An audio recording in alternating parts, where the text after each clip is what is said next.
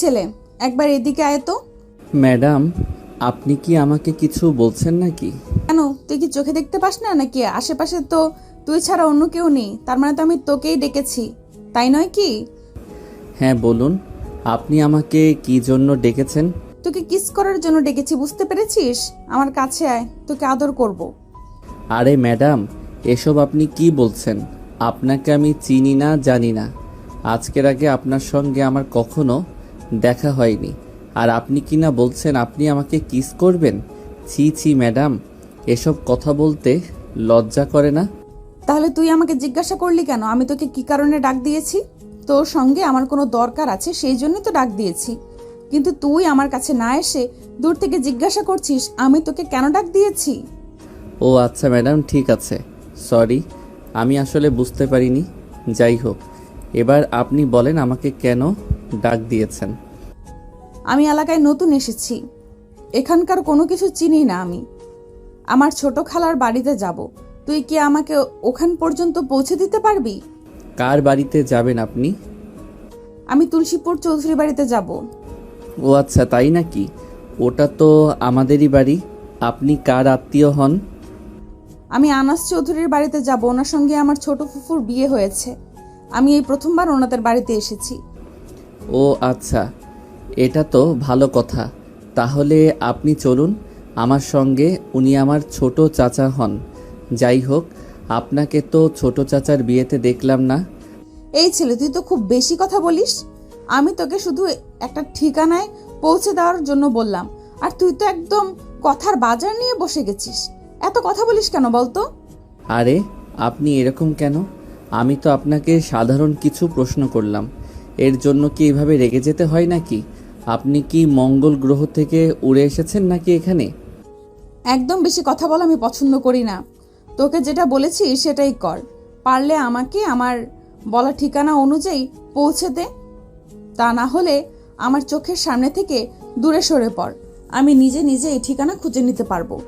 আচ্ছা ঠিক আছে, আপনি চলুন আমার সঙ্গে। আরেকটা কথা বলি, আপনাকে কিন্তু দেখে মনে হয় না যে আপনি আমার থেকে বয়সে বড় হবেন। তাই এভাবে আমাকে তুই তুকারি করাটা কি খুব ভালো হচ্ছে? তো কি করব? তোকে কোলে নিয়ে নাচবো নাকি? দেখ, আমি না একদম লুতুপুতু মার্কা ছেলেদের পছন্দ করি না। ঠিক আছে ম্যাডাম, আপনি চলুন আমার সঙ্গে। হাজার হোক, আপনি আমাদের বাড়ির কুটুম। এই বলে হৃদয় রিহাকে নিয়ে বাড়ির উদ্দেশ্যে রওনা দেয়। আসলে হৃদয় এতক্ষণ ধরে রাস্তার পাশে বন্ধুদের সঙ্গে ক্রিকেট খেলছিল, আর ক্রিকেট খেলা শেষ হতে বাইরের দিকে তার রিহার সঙ্গে দেখা হয়। আর তারপর যা হলো তা তো আপনারা দেখতেই পেলেন। তো ভিউয়ার্স, চলুন কথা না বাড়িয়ে মূল গল্পে ফিরে আসা যাক। হৃদয় রিহাকে নিয়ে বাড়ির গেটের সামনে পৌঁছাতেই তার ছোট চাচি দৌড়ে এলেন। রিহাকে দেখেই উনি জড়িয়ে ধরে বলতে লাগলেন, কি অবস্থা মামুনি, তুমি কেমন আছো? রাস্তায় কোনো সমস্যা হয়নি তো? না ফুফু, কোনো সমস্যা হয়নি, আমি ভালোভাবেই চলে এসেছি। আর তারপর তোমাদের এখানে এসে ঝামেলা হয়েছিল, আমি তোমাদের বাড়ি খুঁজে পাচ্ছিলাম না, আর তখনই এই ছেলেটাকে খুঁজে পাই, আর এই ছেলেটা আমাকে এ পর্যন্ত নিয়ে আসে। ও হৃদয় তোমাকে এই পর্যন্ত নিয়ে এসেছে, তাহলে তো ভালোই হয়েছে। যাই হোক, তুমি ভিতরে যাও, ফ্রেশ হয়ে নাও, আমি তোমার জন্য খাবার নিয়ে আসছি। এই বলে রিয়া রান্নাঘরে চলে গেল। আর এদিকে রিহা রুমে এসে ড্রেস চেঞ্জ করে ফ্রেশ হয়ে নিল, আর তারপর নাস্তা করে নিল। নাস্তা শেষ হলে রিহা কিছুক্ষণ রুমে শুয়ে বিশ্রাম নেয়, আর তারপর ছাদে চলে আসে। এইদিকে তো হৃদয় তার ছোট ভাই বোনদের নিয়ে ছাদে বসে খেলা করছিল। তখনই রিহা সেখানে আসে। হৃদয়কে এমন অবস্থায় দেখে রিহা বলতে থাকে, এই ছেলে, তোমার কি লজ্জা করে না? এইটুকু ছোট বাচ্চাদের সঙ্গে তুমি খেলা করছো? তখনই পাশ থেকে হৃদয়ের ছোট ভাই সুজয় বলে ওঠে, আরে এই মেয়েকে আপনি আর এখানে কেন এসেছেন? আরে ভাই, আস্তে কথা বলো। উনি ছোট কাকির বড় ভাইয়ের মেয়ে, উনি আমাদের আত্মীয় হন। ওনার সঙ্গে ভদ্রভাবে কথা বলো।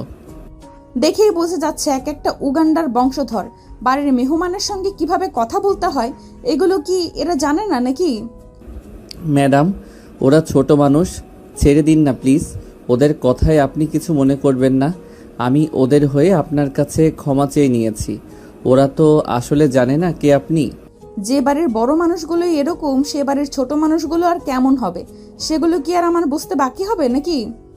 যাই হোক, তোমাকে একটা কথা বলার ছিল।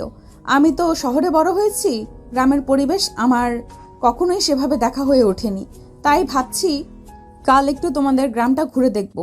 তুমি কি আমাকে তোমাদের গ্রামটা ঘুরিয়ে দেখাতে পারবে? এই প্রথমবার রিহার মুখ থেকে হৃদয় তুমি ডাকটা শুনতে পেয়ে অনেকটাই নরম হয়ে গেল, আর তারপর বলতে লাগলো, হ্যাঁ অবশ্যই, আমি আপনাকে আমাদের গ্রামটা ঘুরিয়ে দেখাবো, আমার কোনো সমস্যা নেই। তাছাড়া এখন তো আমার পরীক্ষাও শেষ হয়ে গেছে, আপাতত হাতে কোনো কাজ নেই, বন্ধুদের নিয়ে ঘোরাঘুরি আর খেলাধুলা করেই সময় কাটাচ্ছি। এরপর রিহার কোনো কথা বলার সুযোগ না দিয়ে সেখান থেকে নিচে চলে গেল। আর এদিকে হৃদয় তার ছোট ভাই বোনদের নিয়ে আরো বেশ কিছুক্ষণ খেলাধুলা করলো, আর তারপর বাসার ভিতরে চলে আসে। সেদিন সন্ধ্যাবেলা সবাই চা নাস্তার আড্ডা দিচ্ছিল। তখনই হৃদয়কে তার আব্বু বলে, হৃদয়, আগামীকাল মনে হয় তোমার এক্সামের রেজাল্ট দিবে, তো তুমি কি চিন্তা ভাবনা করেছো কোথায় ভর্তি হবে? আমি তো এখনও সেরকমভাবে কোনো কিছুই চিন্তা ভাবনা করিনি, তোমরা যেটা বলবে আমি সেটাই করব। তাছাড়া তোমরা তো জানোই আমি কখনো তোমাদের সিদ্ধান্তের বাইরে গিয়ে কোনো কিছুই করি না। এবারেও আমি তোমাদের উপর ছেড়ে দিলাম, তোমরা যেখানে আমাকে ভর্তি করাতে চাইবে আমি সেখানেই ভর্তি হব। ভাইজান, আমি বলছিলাম কি, এবার না হয় হৃদয়কে ঢাকাতে ভর্তি করান। হ্যাঁ, সেটা তো আমিও চাইছিলাম, কিন্তু কিভাবে সেটা সম্ভব হবে সেটাই করতে পারছি না। কারণ তুমি তো জানোই আমি আমার ছেলেকে কখনোই হোস্টেলে রেখে পড়াশোনা করাবো না। আমি আমার ছেলেকে আমার কাছে কিংবা আমার কোনো আত্মীয়ের কাছে রাখতে চাই, কিন্তু ঢাকাতে সেটা অসম্ভব। ভাইজান, আপনি অসম্ভব কেন বলছেন? ঢাকাতে তো আমার বাবার বাড়ি, আর আমার ভাইয়ের বিশাল বড় একটা বাড়ি সেখানে। তাছাড়া বাড়িতে মাত্র 3 জন সদস্য, আমার ভাইয়া, ভাবি আর তাদের একমাত্র মেয়ে। হৃদয় যদি সেখানে চলে যায় তাহলে তাদের কোনো সমস্যা হবে না। আর তাছাড়া আমি এ ব্যাপারে ভাইয়ের সঙ্গে কথাও বলেছি, ভাইয়া বলেছে হৃদয়কে পাঠিয়ে দিতে। এটা তুমি কি বলছো? তুমি আমার সঙ্গে কোনো কথা না বলে তোমার ভাইয়ের সঙ্গে সরাসরি কথা বলে ফেলছো। তুমি তো দেখছি সত্যি দায়িত্ববান। হ্যাঁ ভাইজান, হৃদয় কি শুধু আপনার একারই ছেলে? সে তো আমাদের বাড়ির ছেলে, তার প্রতি তো আমাদের সবার দায়িত্ব আছে। তাই আপনার সঙ্গে কথা না বলেই আমি আমার ভাইয়ের সঙ্গে কথা বলে ফেলেছি। এখন যদি আপনি তাকে ওখানে পড়াতে না পাঠান তাহলে তো সেটা আলাদা ব্যাপার। তুমি যখন কথা বলেই ফেলছো তখন তো আর কোনো ঝামেলা নেই। তাছাড়া তুমি তো আর আমার ছেলের খারাপ চাইবে না, তাহলে হৃদয়কে ঢাকাতেই ভর্তি করাবো। ঠিক আছে ভাইজান, কোনো সমস্যা নেই। তাহলে আমি ভাইয়াকে ফোন দিয়ে বলে দেব হৃদয় কনফার্ম সেখানে যাচ্ছে। এভাবেই কথা বলা শেষ হলে সবাই নিজেদের রুমে চলে যায়। রাতের খাওয়া দাওয়া শেষ হওয়ার পর সবাই নিজেদের রুমে ঘুমাতে যাবে। তখনই রিহার ফুপি রিহাকে বলে, রিহা, তোমার আঙ্কেল তো বাসায় আছেন, এখন তুমি আমার সঙ্গে ঘুমাতে পারবে না। তুমি একটা কাজ করো, হৃদয়ের পাশের রুমে গিয়ে ঘুমিয়ে পড়ো। ফুফু, তুমি তো জানোই আমি একা একা থাকতে খুব ভয় পাই, এখনো আম্মুকে সঙ্গে নিয়ে ঘুমাই। তাছাড়া এটা নতুন জায়গা, এখানে আমি একা একা ঘুমাতে পারবো না। তাহলে একটা কাজ করো, তুমি হৃদয়ের সঙ্গে হৃদয়ের রুমে গিয়ে ঘুমিয়ে পড়ো। অসম্ভব, এটা আমি কখনোই করতে পারবো না। হ্যাঁ কাকিমা, সে একদম ঠিক কথাই বলেছে। এই মেয়েকে নিয়ে আমি কেন আমার রুমে ঘুমাতে যাব? তুমি এক কাজ করো, তুমি নিশির রুমে ওকে পাঠিয়ে দাও। নিশি তো একাই ঘুমায়, নিশির সঙ্গে ঘুমালে নিশ্চয়ই কোনো সমস্যা হবে না। ও হ্যাঁ, এতক্ষণে একদম ঠিক কথাই বলেছো। আসলে আমি ভুলেই গিয়েছিলাম যে নিশি বাড়িতেই আছে। যাই হোক, কোনো সমস্যা নেই। রিহা, তুমি নিশির সঙ্গে গিয়ে ঘুমিয়ে পড়ো। ঠিক আছে ফুফু, কোনো সমস্যা নেই, আমার ঘুম পাচ্ছে, আমি তাহলে আসছি। এই বলে রিহা নিশির রুমে চলে গেল নিশির সঙ্গে ঘুমানোর জন্য। নিশি হলো হৃদয়ের ছোট বোন। তারপর তারা দুজন ওই রুমে শুয়ে ঘুমিয়ে পড়ল। মাঝরাতে হঠাৎ রিহার খুব জোরে পানি পিপাসা পেল। সে ঘুম থেকে উঠে থাকলেও রুমে কোথাও কোনো পানি নেই, তাই সে রুম থেকে বের হয়ে কিচেনের দিকে গেল পানি খাওয়ার জন্য। আর তখনই হৃদয়ও ঘুম থেকে উঠেছিল। কেন জানি হঠাৎ তার ঘুমটা ভেঙে গেল। কিচেনের দিকে লাইট দেখে হৃদয় কিচেনের দিকে এগিয়ে যায়। রিহাকে সেখানে দেখে হৃদয় অনেকটাই অবাক হয়ে যায়। অবাক হয়ে গিয়ে জিজ্ঞেস করে, কি ব্যাপার ম্যাডাম, আপনার কি মাঝরাতে ক্ষুধা লাগার অভ্যাস আছে নাকি? থাকলে তোমার কি সমস্যা? না, আমার কোনো সমস্যা নেই। তাছাড়া আমার কোনো সমস্যা থাকতে যাবেই বা কেন? আসলে আমাদের বাড়িতে তো কখনো কাউকে মাঝরাত্রে খাবার খেতে দেখিনি। এই প্রথম আপনাকে মাঝরাত্রে কিচেনে দেখলাম, তাই আমার মনে প্রশ্ন জাগলো আর কি। মনে প্রশ্ন আসলেই যে কাউকে প্রশ্ন করতে হবে এরকমটা তো কোনো হাদিসে লেখা নেই। তাই অযথা আমাকে বিরক্ত করা থেকে বিরত থাকলেই ভালো হতো। ম্যাডাম, আপনি এরকম কেন? কোনো কথা বললে এভাবে রেগে যান। আপনার কি রেগে যাওয়া ছাড়া আর কোনো কাজ নেই নাকি? আমি কি আপনাকে কোনো খারাপ কথা জিজ্ঞাসা করেছি নাকি? খারাপ না ভালো সেটা তো আমার দেখার ব্যাপার না। আমাকে কেউ কোনো প্রশ্ন করবে, আমি কি কোনো খারাপ কাজ করেছি নাকি যে আমি কাউকে কোনো কারণে প্রশ্ন করতে যাবে? আই অ্যাম সরি, আমার ভুল হয়েছে। প্লিজ আপনি আমাকে ক্ষমা করে দিন, কিন্তু এই প্রসঙ্গ নিয়ে আর কথা না বলি। এই কথা বলে হৃদয় কিচেন থেকে বের হয়ে নিজের রুমের দিকে অগ্রসর হচ্ছিল। তখনই পিছন থেকে রিহা বলতে লাগলো, আচ্ছা আমি না হয় কোনো একটা কারণেই এখানে এসেছি। আপনি আমাকে বলেন তো, আপনি এখানে কেন এসেছেন? আপনারও তো এখন ঘুমানোর কথা। তাছাড়া আপনার বেডরুম থেকে কিচেন রুম অনেকটাই দূরত্বে। তাহলে আপনি এখানে কেন এসেছেন? আমাকে ফলো করতে নাকি? দেখুন ম্যাডাম, আপনাকে ফলো করার কোনো ইচ্ছে আমার নেই। আমার হঠাৎ করেই ঘুমটা ভেঙে গেল। অনেক চেষ্টার পরও ঘুম আসছিল না, তাই ভাবলাম বেলকনিতে কতক্ষণ হাঁটাহাঁটি করব। আর তখনই রুম থেকে বের হতেই আপনাকে দেখতে পেলাম। মিথ্যে কথা কেন বলছেন? আমি তো খুব ভালো করেই জানি আপনি আমাকে ফলো করতে করতে এখানে চলে এসেছেন। তাহলে মিথ্যা বলার কি দরকার?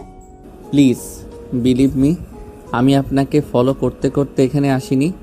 আমার ঘুমটা ভেঙে গেল, রুম থেকে বের হলাম আর কিচেনে লাইট দেখে এখানে চলে আসলাম।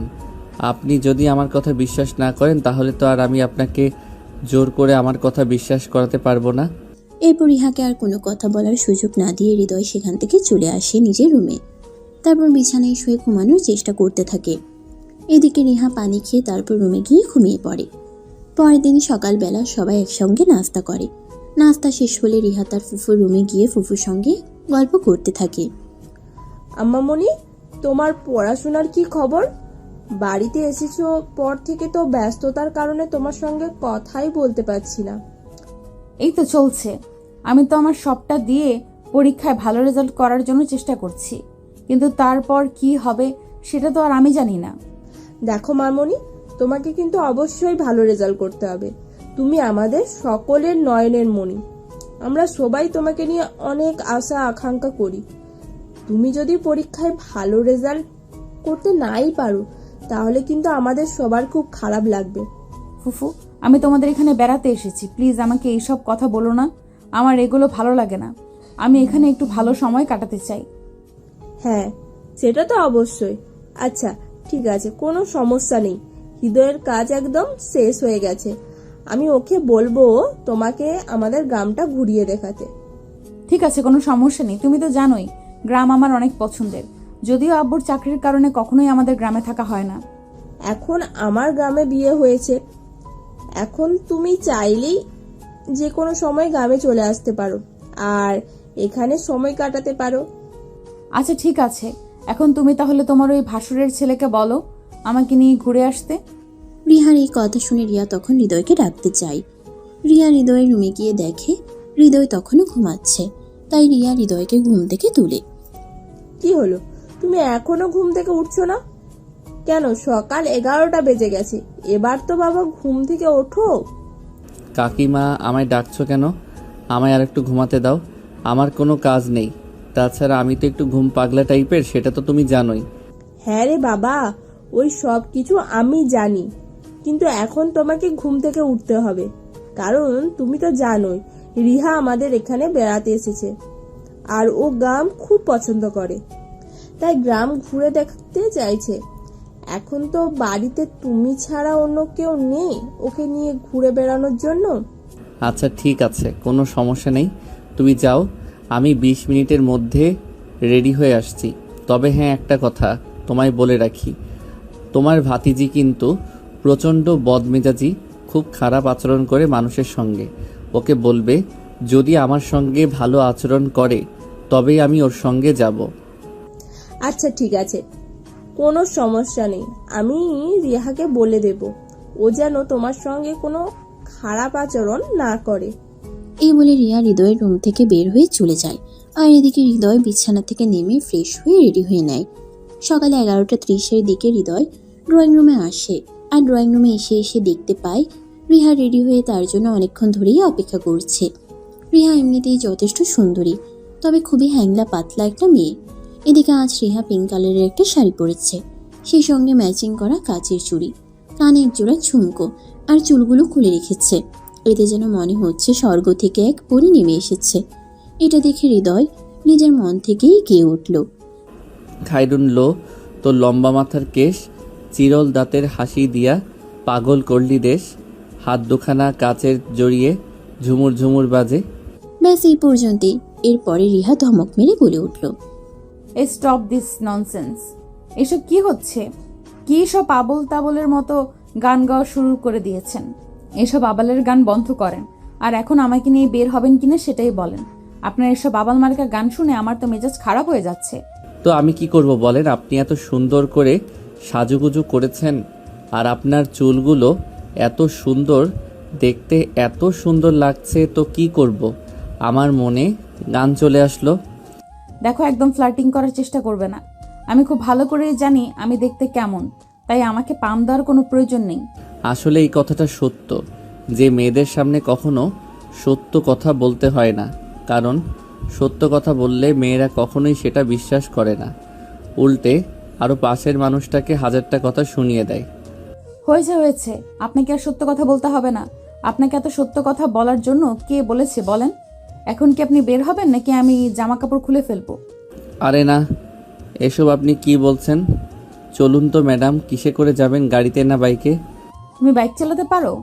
আরে ম্যাডাম, আমি ছেলে মানুষ, আমি যদি বাইক চালাতে না পারি তাহলে কি করব? আমি খুব ভালো বাইক চালাতে পারি। আপনার ইচ্ছে থাকলে আপনি আমার সঙ্গে যেতে পারেন। তাহলে বাইকেই যাব। আমার বাইকে যেতে খুব ভালো লাগে। এই বলে হৃদয় আর রিহা দুজনে বাড়ি থেকে বের হয়, আর তারপর বাইকে চড়ে সারাদিন ঘোরাঘুরি করে, আর সন্ধ্যার দিকে বাসায় ফিরে আসে। এভাবেই চলে গেল বেশ কয়েকদিন। হৃদয়ের পরীক্ষার রেজাল্ট বের হয়েছে। হৃদয় ফার্স্ট ক্লাস পেয়ে পাশ করেছে। সে খুশিতে সারা বাড়িতে আনন্দ উল্লাস চলছে। তখনই রিহা শহরে চলে আসার সময় হয়ে গেল। ফুফু, আমাকে তো এবার ঢাকায় ফিরে যেতে হবে। অনেক দিন তোমাদের এখানে ঘুরুঘুরি করেছি, আর এখানে থাকলে চলবে না। আমারও তো রেজাল্ট বের হয়েছে, আমাকেও ভার্সিটিতে ভর্তি হতে হবে। হ্যাঁ, তোমার আব্বুর সঙ্গে আমার গতকালকেই কথা হয়েছিল। ওনার সঙ্গে আমি বলেছি তুমি হৃদয়কে নিয়ে ঢাকায় যাবে। হৃদয় কেন যাবে? আমি তো একাই চলে যেতে পারবো, আমার সঙ্গে কারোর যেতে হবে না। তুমি একা চলে যেতে পারবে সেটা আমিও খুব ভালো করেই জানি, কিন্তু হৃদয় তোমার সঙ্গে যাচ্ছে না। সে এখন থেকে তোমাদের ওখানেই থাকবে, আর ওখানে থেকেই পড়াশোনা করবে। তোমার আব্বুর সঙ্গে আমার এই ব্যাপারে কথা হয়েছে। এসব তুমি কি বলছো? ওই ফাজিল মার্কা ছেলেকে আমি কখনোই আমাদের বাসায় থাকতে দিতে পারবো না। রিহা, তুমি ভুলে যেও না, ওই বাড়িটা যেমন তোমার বাবার, তেমনি ওই বাড়িতে আমারও অধিকার আছে। তাই আমি চাইলেই আমার ভাগটা যে কাউকেই দিতে পারি, কিন্তু আমি তো সেরকমটা করব না। শুধু হৃদয়কে সেখানে রেখে পড়াশোনা করাতে চাইছি। তাহলে তো এতে তোমার অসম্মতি কোনো কেন? তাছাড়া তোমার বাবা নিজেই তো সম্মতি দিয়েছেন, তাহলে তুমি কেন অসম্মতি জানাচ্ছ? এই ছেলেটাকে আমার পছন্দ নয়, তাই। দেখো, তোমার পছন্দ অপছন্দের উপর তো আর আমরা সবকিছু ছেড়ে দিতে পারি না। আমরা তোমার গার্ডিয়ান, আর তোমাদের ব্যাপারে সিদ্ধান্ত নেওয়ার যথেষ্ট অধিকার আমাদের রয়েছে। তুমি এখনো অনেক ছোট, আর এখন তোমার আবেগ দিয়ে সবকিছু চিন্তা করার সময়। তাই আবেগ দিয়ে সবকিছু চিন্তা করলেই হয় না, বিবেক দিয়েও সবকিছু চিন্তা করলে ভাবতে হয়, যেটা বয়স এখনো তোমার হয়ে ওঠেনি। যখন হবে তখন তুমি বুঝতে পারবে। এই বলে রিহাকে আর কোনো কথা বলার সুযোগ না দিয়ে তার ফুফু সেখান থেকে সোজা হৃদয়ের রুমে চলে গেল, আর হৃদয়কে বলতে লাগলো, হৃদয়, তুমি তোমার লাগেজপত্র গুছিয়ে নাও। কাল সকালেই তুমি আর রিহা ঢাকার উদ্দেশ্যে রওনা দেবে। আমি আমার ভাইয়ের সঙ্গে কথা বলে রেখেছি, তুমি ওখানে গেলেই রিহা আর তোমাকে একই ভার্সিটিতে ভর্তি করানো হবে। ঠিক আছে কাকিমা, কোনো সমস্যা নেই, তোমরা যেটা ভালো মনে করো আমি সেটাই করব। এই বলে হৃদয় নিজের সমস্ত জিনিসপত্র গুছিয়ে নেয়, আর পরের দিন সকালবেলা বাড়ির সবার কাছ থেকে বিদায় নিয়ে ঢাকার উদ্দেশ্যে রওনা দেয়। এই বলে হৃদয় নিজের সমস্ত জিনিসপত্র গুছিয়ে নেয়, আর পরের দিন সকালবেলা বাড়ির সবার কাছ থেকে বিদায় নিয়ে ঢাকার উদ্দেশ্যে রওনা দেয়। সেখানে এসে পৌঁছাতে পৌঁছাতে প্রায় বিকেল হয়ে আসলো। বাড়ির সামনে এসে কলিং বেলের চাপ দিতেই রিহার আম্মু দরজা খুলে দেয়। রিহা বাড়ির ভিতরে প্রবেশ করে কাউকে কোনো কিছু না বলেই নিজের রুমে চলে যায়। অপরদিকে হৃদয় রিহার আম্মুকে সালাম দেয় আর কুশল বিনিময় করে। আসসালামু আলাইকুম আন্টি, কি অবস্থা, কেমন আছেন আপনি? ওয়ালাইকুম আসসালাম বাবা, এই তো আলহামদুলিল্লাহ, আল্লাহর রহমতে ভালো আছি। তুমি ভেতরে আসো, ফ্রেশ হয়ে খাওয়া দাওয়া করে বিশ্রাম নাও, তারপর তোমার সঙ্গে কত কথা বলা যাবে। ঠিক আছে আন্টি, আপনাকে অসংখ্য ধন্যবাদ। অতঃপর রিহার আম্মু হৃদয়কে নিয়ে বাড়ির ভিতরে চলে গেল আর হৃদয়কে একটা রুম দেখিয়ে দিল। হৃদয় সেখানে গিয়ে নিজের লাগেজ আর প্রয়োজনীয় জিনিসপত্র রেখে ওয়াশরুমে চলে গেল ফ্রেশ হওয়ার জন্য। ফ্রেশ হয়ে এসে দেখে তার বাড়ি থেকে ফোন এসেছে। আসসালামু আলাইকুম আব্বু, বলো কি বলবে? ওয়ালাইকুম আসসালাম বাবা। তুমি কি ঢাকায় গিয়ে ঠিকঠাক মতো পৌঁছেছো? হ্যাঁ আব্বু, এই তো কিছুক্ষণ হলো আমি এখানে এসে পৌঁছেছি।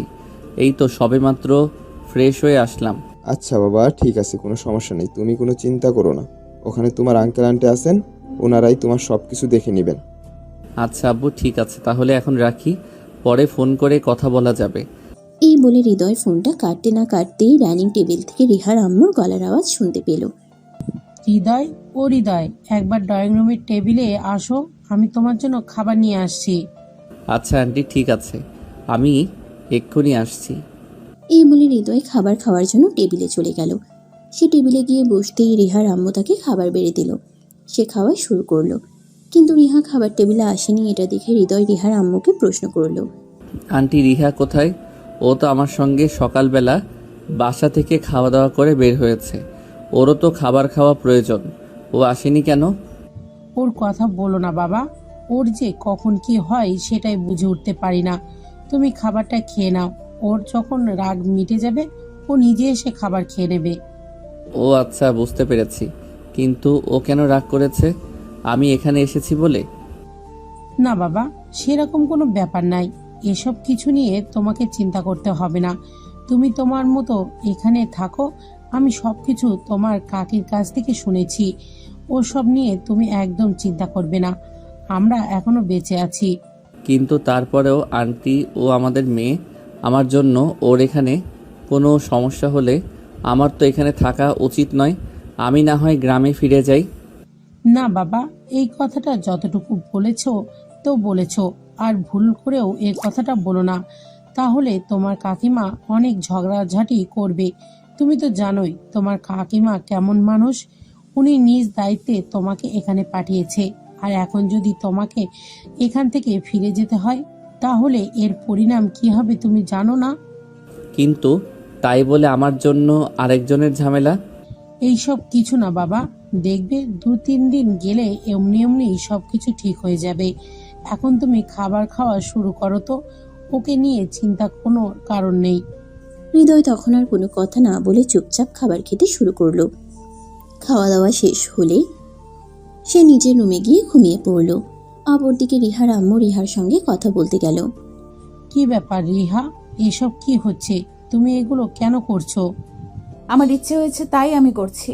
তুমি জানো না আমি বেশি মানুষ দেখতে পছন্দ করি না। এই সব কিছু জানার পরেও ফুফু কেন এরকমটা করলো? ফুফু তো জানতো আমি বাইরের মানুষ আমার বাড়িতে একদম অ্যালাউ করি না, তারপরেও এরকমটা করেছে।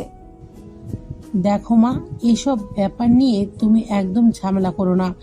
ছেলেরা তো এখানে সারা জীবনের জন্য চলে আসেনি, এই তো কয়েকটা বছর থাকবে, মাত্র পড়াশোনা শেষ হলে তারপর তো এখান থেকে চলেই যাবে। তাহলে এত ঝামেলা করার কি আছে? তাছাড়া সে তো আর তোমার রুমে থাকছে না, সে তো আলাদা রুমেই থাকছে। সে যাই হোক না কেন, আমি এসব একদম সহ্য করতে পারবো না। তুমি এই ছেলেটাকে বলো এখান থেকে চলে যেতে। রিয়া, তুমি এসব ফালতু বকা বন্ধ করো। তোমার আব্বু যদি এসব জানতে পারে তাহলে কিন্তু তোমার আব্বুও প্রচন্ড ক্ষেপে যাবে। সে তুমি চেষ্টা করে দেখতেই পারো, কিন্তু কোনো কাজ হবে না। আব্বুটা আমার, আমি জানি আমার আব্বু কখন কি করে না করে। আর তুমি হয়তো এটা ভুলে গেছো যে আমার আব্বু আমার পছন্দের কাজগুলোই করতে পছন্দ করে।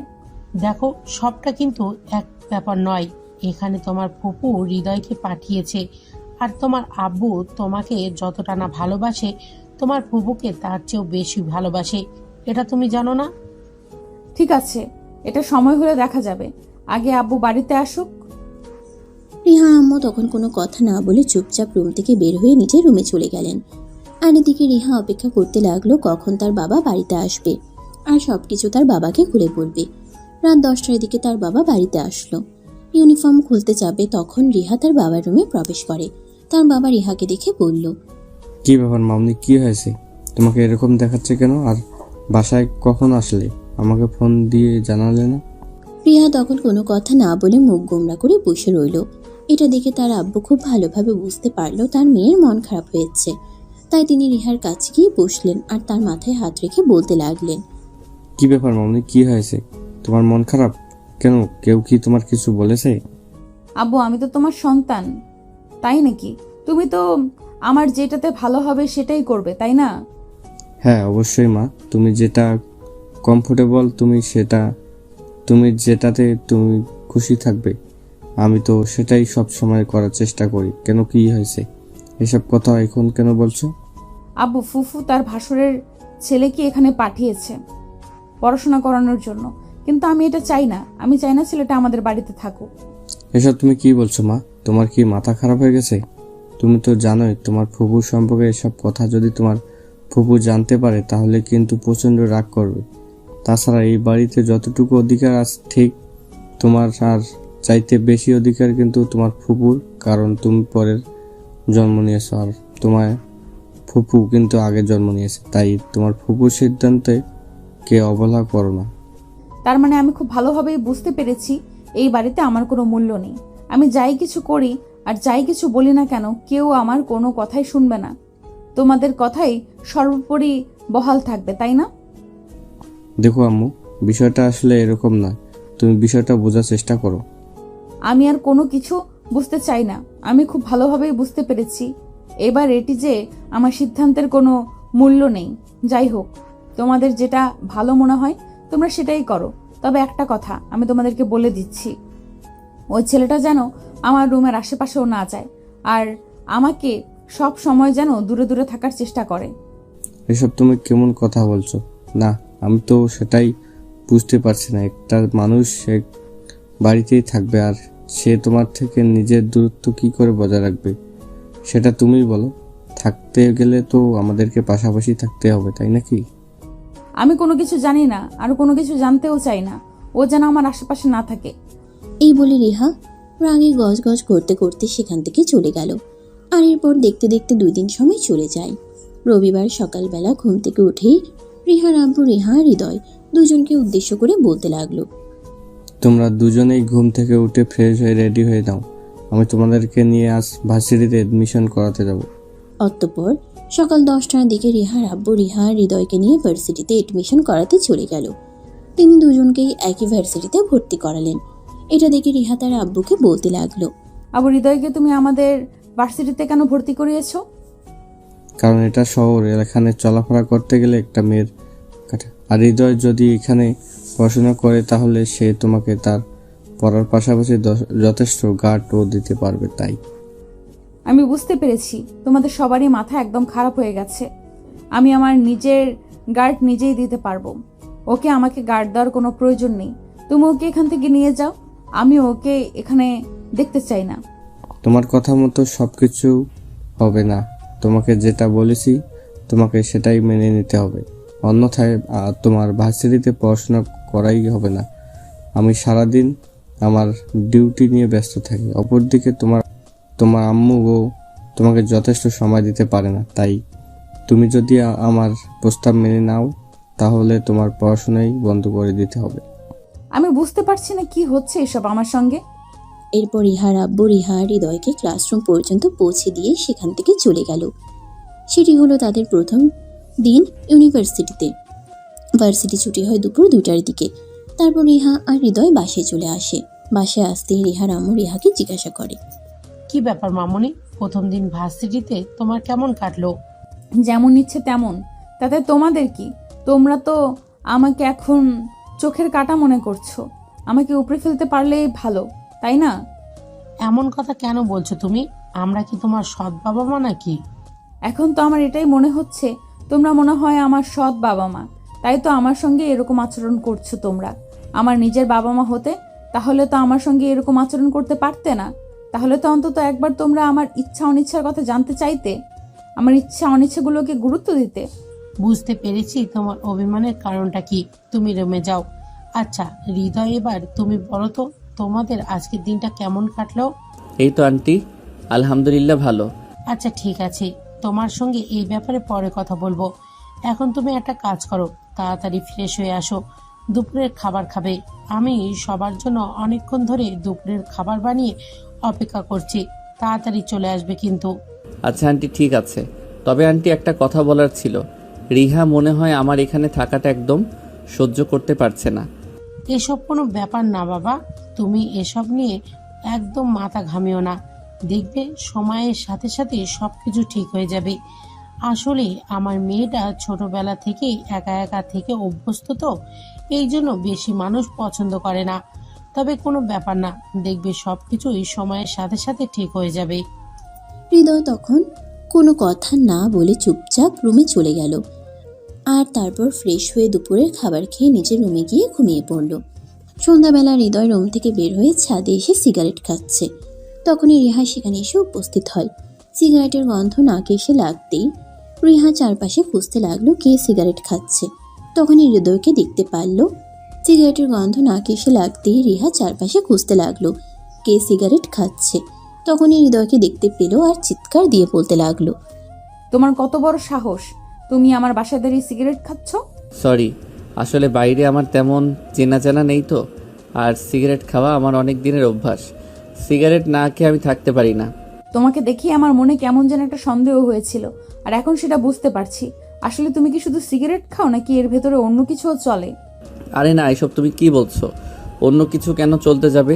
আমি তো শুধু সিগারেটই খাই। আসলে বন্ধুদের সঙ্গে থাকতে থাকতে কখন যে এটা অভ্যাস হয়ে গেছে এটাই বুঝতে পারিনি। এখন ভাবছি এটা ছেড়ে দেব। আমি খুব ভালোভাবেই বুঝতে পারছি তুমি এগুলো আমাকে শোনানোর জন্য বলছো, কিন্তু বিশ্বাস করো এগুলো আমাকে বলে কোনো লাভ নেই, কারণ আমি আজকেই আব্বুর কাছে বলে দিব তুমি সিগারেট খাও। এই না না, একদম তুমি এরকমটা করো না। তুমি যা বলবে আমি তাই করব, কিন্তু দয়া করে আঙ্কেলের সঙ্গে এই ব্যাপারে কিছু বলো না। তাহলে আজকের পর থেকে টোটালি সিগারেট খাওয়া ছেড়ে দিতে হবে। তুমি বাসার বাইরে কোথাও সিগারেট খেতে পারবে না। ঠিক আছে, কোনো সমস্যা নেই, আমি সিগারেট খাওয়া ছেড়ে দিব, কিন্তু তুমি দয়া করে আঙ্কেলের সঙ্গে এই ব্যাপারে কিছু বলো না। ঠিক আছে, বলবো না। আচ্ছা, আমার একটা শখ আছে প্রতিদিন বিকালবেলা হাঁটতে যাওয়া, কিন্তু এটা না আমার কখনোই পূরণ হয়ে ওঠে না। তুমি যদি প্রতিদিন বিকালবেলা আমাকে হাঁটতে নিয়ে যাও তাহলে আমি এটা ভুলে যাব। কিন্তু তুমি তো আমাকে সহ্য করতে পারো না, এমনকি আমাকে এই বাড়ি থেকে বের করে দেওয়ার চিন্তা ভাবনা করছো। তাহলে হঠাৎ এরকম কথা কেন বলছো? কারণ আমি চাইলেই এই বাড়ি থেকে তোমাকে বের করে দিতে পারবো না। আব্বু এবং ফুফু দুজন মিলে সিদ্ধান্ত নিয়েছে তুমি এখানে থেকে পড়াশোনা করবে, তাই এই ব্যাপারে আমি আর কোনো কথা বলতে চাই না। তবে এই যে তুমি যে এখন ছাদে দাঁড়িয়ে দাঁড়িয়ে সিগারেট খাচ্ছিলে, সেটার বদলে তুমি আমাকে প্রতিদিন বিকেলে হাঁটতে নিয়ে যাবে। তা না হলে আমি আব্বুর কাছে বলে দেবো তুমি সিগারেট খাও। তখন মনে মনে ভাবতে লাগলো, মান সম্মান যাওয়ার চাইতে এমন একটা সুন্দরী মেয়েকে নিয়ে প্রতিদিন বিকেলে বাইরে হাঁটতে যাওয়া ভালো। রিহা দেখতে যথেষ্ট সুন্দরী, আর সুন্দরীদের সঙ্গে সময় কাটানো প্রত্যেকটা পুরুষেরই স্বপ্ন থাকে। তাই বেশ কিছুক্ষণ চিন্তা ভাবনা করে হৃদয় রিহাকে বলে, ঠিক আছে, কোনো সমস্যা নেই, আমি প্রতিদিন বিকেলে তোমাকে নিয়ে ঘুরতে বেরোবো। এখন নিচে চলো, সন্ধ্যা নেমে গেছে, পড়তে বসতে হবে। অতঃপর হৃদয় আর রিহা দুজনেই বাড়ির ভিতরে চলে আসলো আর পড়তে বসলো। পড়া শেষ হলে রাতের খাওয়া দাওয়া করে ঘুমিয়ে পড়লো। পরের দিন সকালবেলা ঘুম থেকে উঠে দুজনে নাস্তা করে রেডি হয়ে নিল ভার্সিটি যাওয়ার জন্য। অপরদিকে রিহা যখন বুঝতেই পারলো সে যাই কিছু করুক না কেন হৃদয়কে এই বাসা থেকে তাড়াতে পারবে না, তাই তখন সে মনে মনে ভাবলো, একই বাড়িতে যখন থাকতে হবে তখন আর ঝামেলা করে কী লাভ। তার চাইতে বরঞ্চ এটাই ভালো হবে যে দুজনে মিলেমিশে একসঙ্গে পড়াশোনা করবে এবং ভার্সিটিতে যাওয়া আসা করবে। তাহলে তার বাবা মায়ের চিন্তাও একটু কম হবে। এইসব চিন্তা করতে করতেই দুজন বাসা থেকে বের হতে যাবে, তখনই রিহার আব্বুর সঙ্গে দেখা হয়ে গেল। রিহার আব্বু হৃদয়কে বলতে লাগলো, হৃদয় তুমি কি বাইক চালাতে পারো? হ্যাঁ আঙ্কেল, এই তো মোটামুটি পারি।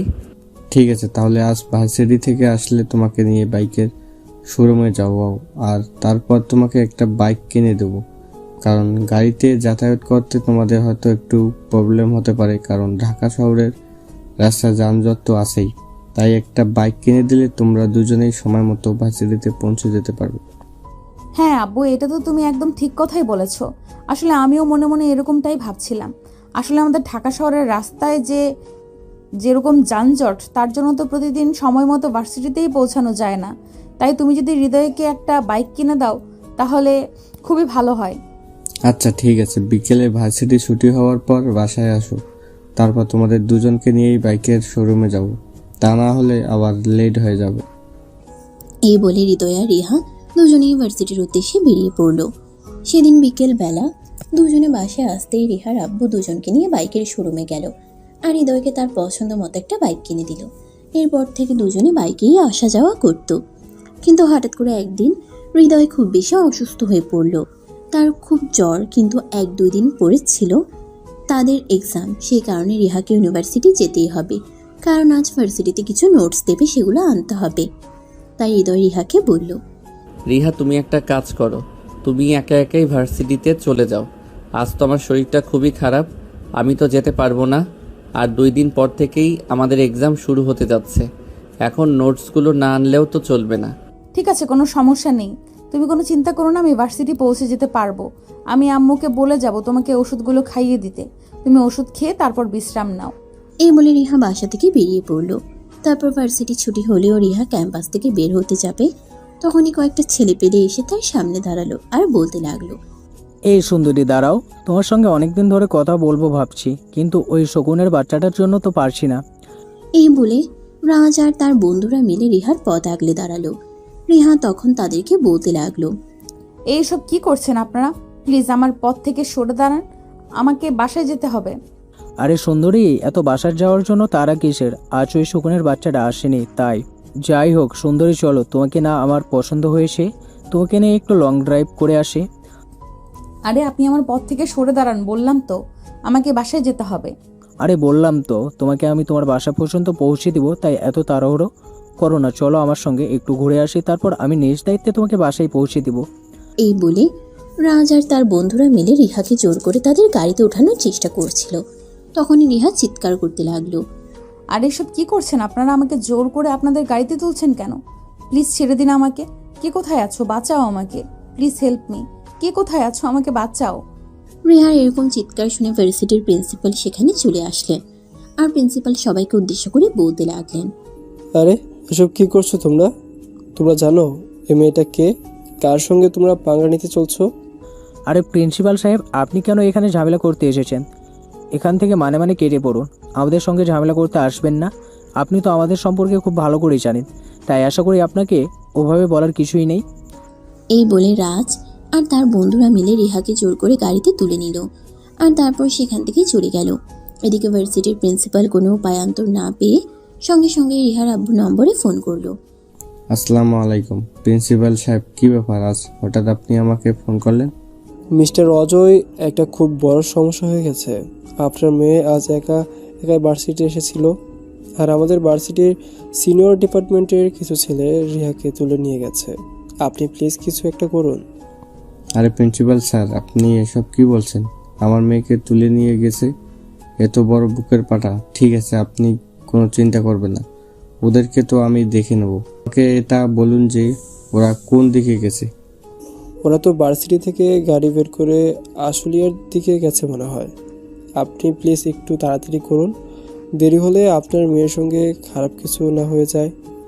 আপনি কোনো চিন্তা করবেন না, আমার মেয়ের গায়ে একটা ফুলের আঁচড়ও লাগতে দেব না। তবে একটা কথা মনে রাখবেন, ওদেরকে তো আমি দেখে নেব। ওদের কত বড় সাহস আমার মেয়ের সঙ্গে এরকম আচরণ করার, সাহস কোথা থেকে পায়? এই বলে রিহার আব্বু ফোনটা সঙ্গে সঙ্গেই কেটে নিল আর তারপর থানা থেকে পুলিশ ফোর্স নিয়ে সঙ্গে সঙ্গেই বেরিয়ে পড়ল। আসলে রিহার আব্বু একজন পুলিশ অফিসার, এটা রিহা সবসময় গোপন রেখে গেছে। আসলে সে তার বাবার পরিচয়ে কারোর সঙ্গে পরিচিত হতে চাইতো না, তাই। অপরদিকে রাজ আর তার বন্ধুরা মিলে রিহাকে নিয়ে আশুলিয়ার দিকে যাচ্ছে আর এদিকে রিহা গাড়ির ভেতরে চিৎকার করে চলেছে, প্লিজ হেল্প মি। কে কোথায় আছো? আমাকে বাঁচাও। আরে সুন্দরী, চিৎকার করে কোনো লাভ হবে না। আমি যখন তোমাকে নিয়ে এসেছি তখন আর কেউ তোমাকে বাঁচাতে আসবে না, বুঝতে পেরেছো? আজ তুমি আমার বলের পাঠা হবে, বুঝতে পেরেছো? তাই চিৎকার চেঁচামেচি করে কোনো লাভ নেই, চুপচাপ গাড়িতে বসে থাকো। এই বলে রাজ আর তার বন্ধুরা মিলে হু হু করে হাসতে লাগলো। ঠিক তখনই তাদের গাড়ির সামনে একটা পুলিশের গাড়ি এসে দাঁড়ালো। রাজ তখনই আটকে উঠলো আর বলতে লাগলো, এই তোরা গাড়ি থেকে নেমে দেখ তো, এরা আমাদের গাড়ি আটকেছে কেন? এরা কি জানে না গাড়ির ভিতরে আমি আছি? তাহলে ওর সাহস কি করে পেলো আমার গাড়ির সামনে দাঁড়ানোর? এই কথা শোনার পর রাজের বন্ধুরা গাড়ি থেকে বের হতে যাবে, তখনই রিহার আব্বু গাড়ি থেকে বের হয় আর গাড়ির সামনে দাঁড়িয়ে বলতে থাকে, এই সুরের বাচ্চা, তোর এত বড় সাহস, তুই আমার মেয়েকে তুলে নিয়ে আসার মতো সাহস দেখাস? গাড়ি থেকে নেমে আয়, দেখি তোর কত বড় বুকের পাটা। আব্বে, ওই হালাটা তোদেরকে না বললাম যে কার এত বড় সাহস বুকের পাটা আমার গাড়ির সামনে পট আগলে দাঁড়িয়ে এটা দেখার জন্য? কিন্তু তোরা এখানে গাড়ির ভিতরে বসে আছিস কেন? এই পুলিশ হয়তো জানে না আমি কে আর কি আমার পরিচয়। ওদেরকে কেন বলছিস তুই? নিজেই গাড়ি থেকে নাম না, তাহলেই তো বুঝতে পারবি কার সঙ্গে পাঙ্গা নিতে এসেছিস আর কার মেয়েকে তুলে এনেছিস। মানে এসব তুই কি বলছিস? ওই পুলিশ কি তোর কোনো আত্মীয় হয় নাকি? আমাকে কেন তুই এসব কথা জিজ্ঞাসা করছিস? গাড়ি থেকে নাম, তাহলেই বুঝতে পারবি। আচ্ছা ঠিক আছে, তুই যখন বলছিস তখন তো আমাকে ব্যাপারটা দেখতে হয়। এ বলে রাজ গাড়ি থেকে নামতেই রিহার আব্বু সঙ্গে সঙ্গেই তাকে উত্তম মধ্যম দিতে লাগলো। আর তারপর সঙ্গে সঙ্গেই গাড়ির ভিতরে থাকা সব কটাকে অ্যারেস্ট করে থানায় নিয়ে আসলো। অপরদিকে রাজ তো কিছুই বুঝতে পারছে না তার সঙ্গে কি হচ্ছে। তখনই সে রিহার আব্বুকে উদ্দেশ্য করে বলতে লাগলো, আপনি হয়তো জানেন না আমি কে, তাই হয়তো আমার সঙ্গে এরকমটা করার সাহস পেয়েছেন। তবে আপনি কোনো চিন্তা করবেন না, এক্ষুনি আমার বাবা আসলো বলে আপনি শুধু অপেক্ষা করতে থাকুন। আমার বাবা এখানে আসার পর আপনার থানার কি অবস্থা হয়। ঠিক আছে, এখনই তুই তোর বাবাকে ফোন কর আর এখানে আসতে বল, তারপর সেয়ানে সেয়ানে কোলাকুলি করব। কথাটা বলা শেষ করার আগে রাজের আব্বু সেখানে এসে পৌঁছে গেল। আসলে রাজের আব্বু হলো শহরের নামকরা মাফিয়াদের মধ্যে একজন, কিন্তু রিহার আব্বুও একজন নামকরা পুলিশ অফিসার। তিনিও কাউকে ভয় পান না। রাজের আব্বু থানায় এসে চিৎকার করে বলতে লাগলো, কোন পুলিশ অফিসারের এত বড় সাহস যে আমার ছেলেকে থানায় তুলে এনেছে? আমি পুলিশ অফিসার অজয়, এই থানায় আসি দীর্ঘ 5 বছর ধরে। আশা করি আপনাকে আর কিছু বলার প্রয়োজন নেই। ও অফিসার, আপনি মনে হয় কিছু ভুল বলছেন। আপনি মনে হয় ভুল করে আমার ছেলেকে থানায় ভুলে এনেছেন। ভুল করব তাও আবার আমি? এটা আপনি ভাবলেন কি করে? আপনার ছেলে যেটা করেছে তার শাস্তি তাকে পেতেই হবে। আমি তাকে যতক্ষণ পর্যন্ত শাস্তি দিতে না পারবো ততক্ষণ পর্যন্ত মনে শান্তি পাবো না। তাই তাকে শাস্তি না দেওয়া পর্যন্ত কারোর কথা শুনতে চাই না। প্লিজ অফিসার, আপনি এরকমটা করবেন না। আমার ছেলে না হয় না জেনে একটা ভুল করে ফেলেছে, কিন্তু তাই বলে আপনি তাকে এভাবে শাস্তি দিতে পারেন না। প্লিজ এই প্রথম আর শেষবারের মতো আপনি আমার ছেলেকে ক্ষমা করে দিন। আমার ছেলে কখনো আপনার মেয়ের আশেপাশেও যাবে না, এটা আমি আপনাকে কথা দিলাম। আই এম সরি মিস্টার, আমি আপনার কথা রাখতে পারলাম না। যে শহরে আমার মতো একজন পুলিশ অফিসার মেয়েকে এরকম হয়রানি শিকার হতে হয়, সেই শহরের সাধারণ জনগণ কিংবা তাদের মেয়েরা কিভাবে শান্তিতে থাকে আমি সেটাই বুঝতে পারছি না। যাই হোক, আপনি এখন আসতে পারেন। আপনার ছেলেকে কাল কোর্টে তোলা হবে, তারপর সেখানেই আপনার সঙ্গে দেখা হবে। প্লিজ অফিসার, দেখুন আমার ছেলে ছোট মানুষ, বুঝতে পারেনি। দেখুন আমরা তো বড় হয়েছি, চলুন না আমরা এই বিষয়টাকে ম্যানেজ করে ফেলি। কেন শুধু শুধু ঝামেলা তৈরি করছেন? আমি কোনো ঝামেলা তৈরি করছি না, আর কোনো ঝামেলা তৈরি করতে চাইছিও না। আপনি প্লিজ এখান থেকে চলে যান, এটাই আপনার জন্য ভালো হবে। তা না হলে কিন্তু আমি আপনাকে অপরাধীকে সাহায্য করার কারণে গ্রেপ্তার করতে 2 বার চিন্তা করব না। অফিসার, ঠিক আছে অফিসার, আমি চলে যাচ্ছি, কিন্তু একটা কথা মনে রাখবেন, আমি আমার ছেলেকে জেলে দিতে দিব না। আমি আমার ছেলেকে মুক্ত করেই নেব। কিন্তু আপনি যেটা করলেন সেটা কিন্তু একদম ভালো করলেন না। আমার ভালো আপনাকে চিন্তা করতে হবে না, আপনি বাসায় ফিরে আপনার ছেলে চিন্তা করেন। ছেলেকে যদি আজ ভালো কিছু শিক্ষা দিতেন তাহলে আপনাকে আজ হয়তো এখানে আসতে হতো না। রাজের আব্বু তখন আর এই কথার কোনো উত্তর না দিয়ে থানা থেকে বের হয়ে বাসায় চলে গেল। আর পরের দিন রাজকে কোর্টে পেশ করা হলো। আর তারপর জজ সাহেবের সামনে তার বিরুদ্ধে অভিযোগ পেশ করা হলো। সবকিছু শুনে জজ সাহেব রাজকে 6 মাসের কারাদণ্ড দিল। বিচার সভা শেষ হলে রাজকে জেল হাজতে নিয়ে যাওয়া হচ্ছিল। তখনই রাজের আব্বু তার সামনে এসে দাঁড়ালো। রাজ তখন তার আব্বুকে জড়িয়ে ধরে কাঁদতে কাঁদতে বলল, আব্বু, এটা তুমি কি করলে? তুমি আমাকে বাঁচাতে পারলে না? আমাকে এখন জেল হাজতে যেতে হবে, জেলের ঘানি টানতে হবে। এখন আমাকে দোষ দিচ্ছিস কেন? তুই তো নিজেই নিজের পায়ে কুড়ুল মেরেছিস। তাহলে আমাকে কেন কথা শোনাচ্ছিস? তুই কেন ইচ্ছে করে ওই পুলিশ অফিসারের মেয়ের সঙ্গে এরকম করতে গেলি? তুই যদি এরকম না করতি তাহলে তো আর এটা হতো না। তুমি তো আমাকে বলে দিয়েছো আমাকে আমার ইচ্ছা মতো চলতে, তাহলে আমি কোথায় দোষ করলাম সেটাই আমাকে বলো। এই মেয়েটার ওপর অনেক দিন ধরেই আমার চোখ পড়েছিল, কিন্তু মেয়েটার সঙ্গে প্রতিদিন একটা ছেলে ভার্সিটিতে আসতো, তার জন্যই মেয়েটার সঙ্গে কথা বলার সুযোগ উঠেনি। গতকাল মেয়েটা একা একা ভার্সিটিতে আসে, তাই আমি একটু চান্স নেওয়ার চেষ্টা করি, কিন্তু তারপরেই আমার সঙ্গে এরকমটা হয়ে গেল। যা হওয়ার তা তো হয়েই গেছে, এখন তো আর কিছুই করার নেই। এখন আফসোস করে কোনো লাভ নেই। এখন তোমাকে আগামী 6 মাস জেলেই থাকতে হবে। তারপর তুমি কোনো চিন্তা করো না, আমি আমার সাধ্যমতো চেষ্টা করব তোমাকে জামিনে মুক্ত করে আনার জন্য। এরপর রাজ আর তার আব্বুকে কোনো কথা বলার সুযোগই না দিয়ে পুলিশ রাজকে নিয়ে জেল হাজতে চলে গেল। অপরদিকে পরের দিন থেকেই রিহা আর হৃদয়ের ভার্সিটির এক্সাম। হৃদয় এখন মোটামুটি সুস্থ, তাই সকালবেলা ঘুম থেকে উঠেই রেডি হয়ে নিল। অপরদিকে রিহা অনেকক্ষণ ধরেই রেডি হয়ে ড্রয়িং রুমে বসে অপেক্ষা করছিল। হৃদয়ও ততক্ষণে ড্রয়িং রুমে আসলো, আর এটা দেখে রিহা বলতে লাগলো, আরে তোমার এতক্ষণে আসার সময় হলো? আমি সেই কখন থেকে বসে বসে তোমার জন্য অপেক্ষা করছি। পরীক্ষা শুরু হওয়ার আর মাত্র আধা ঘন্টা সময় বাকি আছে। আমরা কি এই সময়ের মধ্যে ভার্সিটিতে পৌঁছাতে পারবো? আরে বাবা, তুমি কোনো চিন্তা করো না, আমরা এই সময়ের মধ্যেই ভার্সিটিতে পৌঁছে যাব, চিন্তার কোনো কারণ নেই। এখন চলো তো। এই বলে হৃদয় আর রিহা দুজনে বাসা থেকে বের হয়ে যায়, আর তারপর সোজা ভার্সিটি। এরপর দেখতে দেখতে তাদের পরীক্ষা শেষ হয়ে গেল। ইতিমধ্যে তাদেরকে 15 দিনের ছুটি দেওয়া হয়েছে। রিহা বাসায় এসেই তার আম্মুকে উদ্দেশ্য করে বলতে লাগলো, আম্মু ভার্সিটি থেকে 15 দিনের ছুটি দিয়েছে। এই 15 দিন কি করা যায় বলো তো? তুমি কি করবে সেটা আমি তোমাকে কি করে বলবো? আমি ভাবছিলাম হৃদয় তো মনে হয় গ্রামের বাড়িতে চলে যাবে, তাকে গ্রামের বাড়িতে যেতে না দিয়ে আমরা কক্সবাজার কিংবা সেন্ট মার্টিন থেকে ঘুরে আসি। সেটা আমি কি করে বলবো? তুমি তাকে জিজ্ঞাসা করো, সে যদি যেতে চায় তাহলে চলে যাও, আমার তো কোনো সমস্যা নেই। তাছাড়া তোমার আব্বু ব্যাপারে কোনো আপত্তি করবে না। রিহা তখন আর কোনো কথা না বলে সোজা হৃদয়ের রুমে চলে গেল তার সঙ্গে কথা বলার জন্য।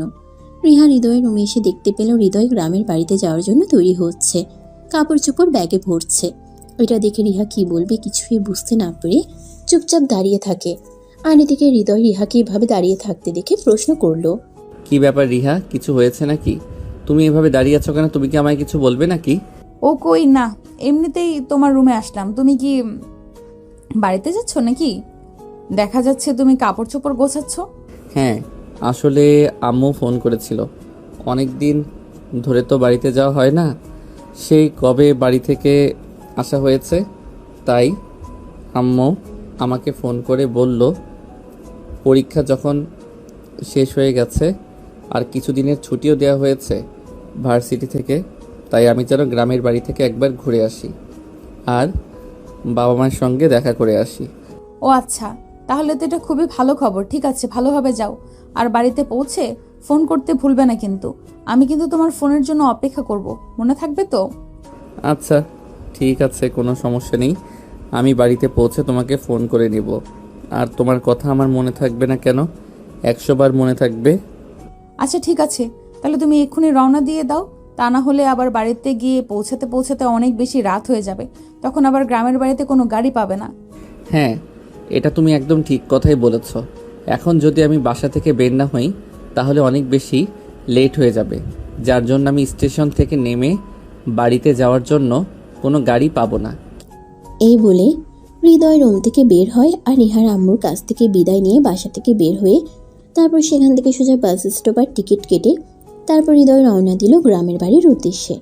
অপরদিকে রিহার সময় যেন কোনোভাবেই কাটছিল না।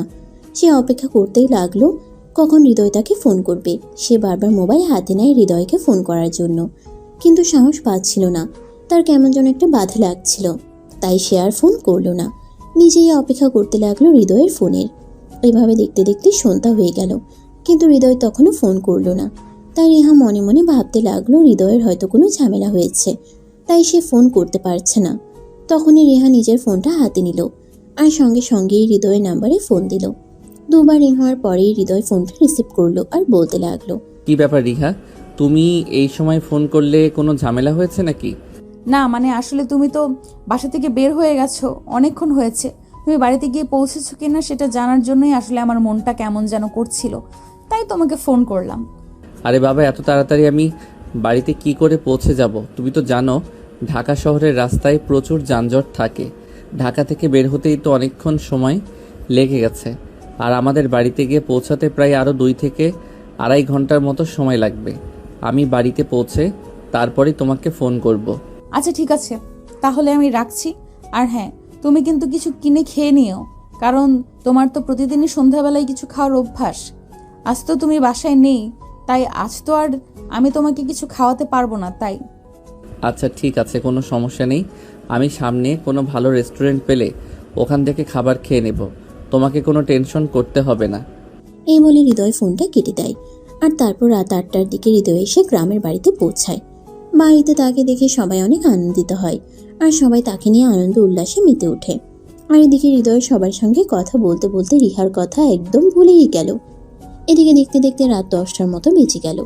হৃদয় রিহাকে ফোন করেনি। এদিকে রিহার তখনও বেশ চিন্তা হচ্ছিল, তাই সে মনে মনে ঠিক করলো সে এখন আবার হৃদয়কে ফোন করবে। যেমন চিন্তা তেমনই কাজ। তখনই সে নিজের মোবাইলটা হাতে নিল আর সঙ্গে সঙ্গে হৃদয়কে ফোন করলো। অপরদিকে হৃদয় তখন নিজের মোবাইলটা নিজের বেডরুমে রেখেছিল, আর এদিকে তার ছোট কাকি রিয়া তখন তার রুমের পাশ দিয়েই যাচ্ছিল। রিয়া ফোনের রিংটোনের আওয়াজ শুনতে পেয়ে হৃদয়ের রুমে প্রবেশ করে আর মোবাইল হাতে নিয়ে দেখে রিহা তাকে ফোন করেছে। তাই রিহার ফোনটা রিসিভ করে। হ্যালো রিহা। হ্যাঁ ফুফু, হৃদয় কোথায়? ও কি বাড়িতে গিয়ে পৌঁছেছে? হ্যাঁ, হৃদয় তো অনেকক্ষণ আগেই বাড়িতে এসে পৌঁছে গেছে। কেন, তোমাকে ফোন দেওয়ার কথা ছিল নাকি? না, আসলে সেরকম তো নয়। সে তো দুপুরের আগেই আমাদের বাড়ি থেকে বের হয়েছে, এতক্ষণে পৌঁছে যাওয়ার কথা। তাই আমি ফোন দিয়ে একটু খবর নিলাম। আর যাই হোক, কেমন আছো তোমরা? এই তো মামুনি, আলহামদুলিল্লাহ ভালোই আছি। তোমাদের কি অবস্থা? আর তোমরা কেমন আছো? আর হৃদয় যখন আসলো তুমি ওর সঙ্গে চলে আসলেই পারতে। আসলে আমার তো যেতে মন চাইছিল, কিন্তু হৃদয় আমাকে কিছুই বলল না। তাহলে আমি নিজেই যে কিভাবে তার সঙ্গে চলে যাই বলো? সে যদি আমাকে একটাবার বলতো সে আমাকে তার সঙ্গে নেবে, তাহলে আমি চলে আসতাম। ও আচ্ছা, এই ব্যাপার। আচ্ছা ঠিক আছে, কোনো সমস্যা নেই।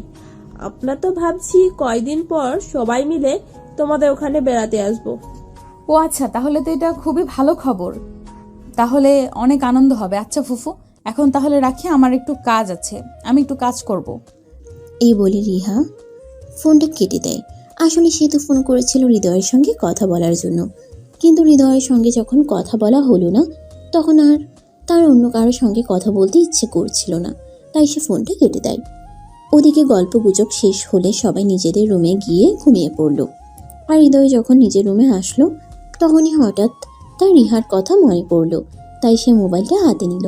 সে দেখতে পেল রিহা তাকে ফোন করেছিল, কিন্তু সেই ফোনটা অন্য কেউ রিসিভ করেছিল। তখন হৃদয় আর 7-5 চিন্তা না করে রিহার নাম্বারে ফোন দেয়। 2-3 বার রিং হওয়ার পরও রিহা ফোনটা রিসিভ করে না। আসলে হৃদয় ফোন করেনি, এটা দেখে রিহার খুব মন খারাপ লাগছিল। তাই সে বিছানায় না শুয়ে ব্যালকনিতে গিয়ে আকাশের তারা দেখছিল। তখনই সে মোবাইলের রিংটোনের আওয়াজ শুনে দৌড়ে বেডরুমে চলে আসে আর দেখতে পায় হৃদয় তাকে ফোন করেছে। তাই সে সঙ্গে সঙ্গেই ফোনটা রিসিভ করলো আর বলতে লাগলো, তুমি তো আচ্ছা বেঈমান মানুষ।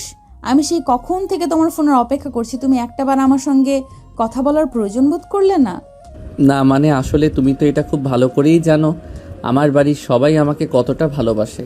আর এতদিন পর গ্রামের বাড়িতে এসেছি, সবাই আমাকে নিয়ে এতটাই ব্যস্ত হয়ে পড়েছিল যে আমি তোমাকে ফোন করার সময়টাও পাইনি। I am so sorry, please আমাকে ক্ষমা করে দাও। তুমি যে সবার মাঝে আমাকে ভুলে যাবে এরকমটা আমি চিন্তাও করিনি।